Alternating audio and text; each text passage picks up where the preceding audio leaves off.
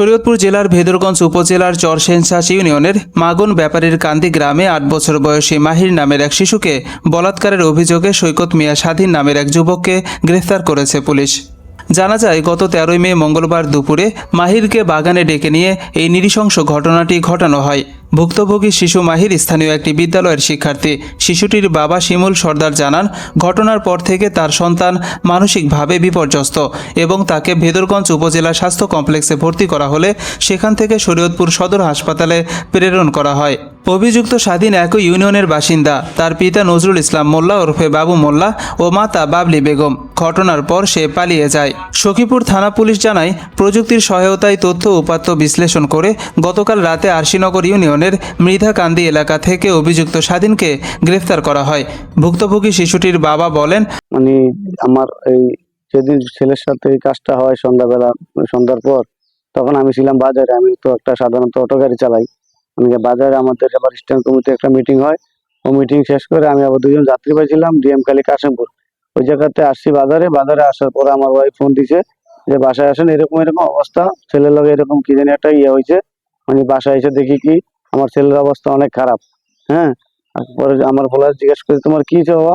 আমার বলে যে আমার এরকম এক জায়গায় নিয়ে গেছে, নিয়ে যাওয়ার পরে আমার সাথে এরকম কাজ করছে। ঠিক আছে, কি জন্য নিচে আমার বলারে নাকি ওই যে প্লেন দিব খেলনা বিমান, ঠিক আছে, প্লেনের কথা বলে আমার বলারে সন্ধ্যা 7:30টার দিকে নিয়ে এই অনৈতিক কাজটা করে। ঠিক আছে, আমার ফলারের সাথে এইসব ধরনের কাজ করছে। একটা পুরুষ ছেলে, তার কিরকম শাস্তি হওয়া উচিত। আমি এই কারণে আমার এই ছেলে যাতে এই কোনো সময় আর কোনো কারো বাবা মার এই অনৈতিক কাজে জড়াইতে না হয়, আর কারো যাতে দর্শন না হয়, আমি ওর অনেক অন্যায়ের বিচার চাই। স্থানীয় মেম্বার জসিমউদ্দিন মাঝি বলেন, আমি এই ছেলেটার ব্যাপারে গত 3 দিন আগে ও একটি যে ঘটনা করছে সেই ঘটনার জন্য ওই যে ছেলেটা ভিকটিমের দাদি এবং মা আমার কাছে আসছিল। আয়সা বলছে তার ছেলেটা সন্ধ্যার পরে একটা প্লেনের লোভ দেখাইয়া ছেলেটাকে নিয়ে একটা গালাত কাজ করছে। তো আমার কাছে আসার পরে আমি ওনাদেরকে বললাম যে আপনারা সোজা সখীপুর থানায় চলে যান, ওসি সাহেব দেখেন কি বলে বা আইন কি বলে। আমি ওই ব্যাপারে ওনাদের বলছি। আর এই ছেলেটার ব্যাপারে তার আগেও আরো কিছু নিউজ আমার কাছে আসছিল, কিন্তু আমি সরাসরি তাকে কোনো কিছুতে পাই নাই। শুনতাম সে নেশা করে আর বাজে অভ্যাস ছিল, যে সে আমার সামনে সরাসরি পড়ে নাই।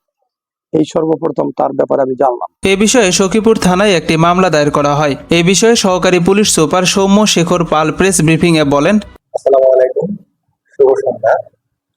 আমি সৌম্য শেখর পাল, সহকারী police super, Bhedarganj circle, Shariatpur. আমি আপনাদেরকে একটি বিষয়ে ব্রিফ করার জন্য আজকে আপনাদের মাঝে উপস্থিত হয়েছি।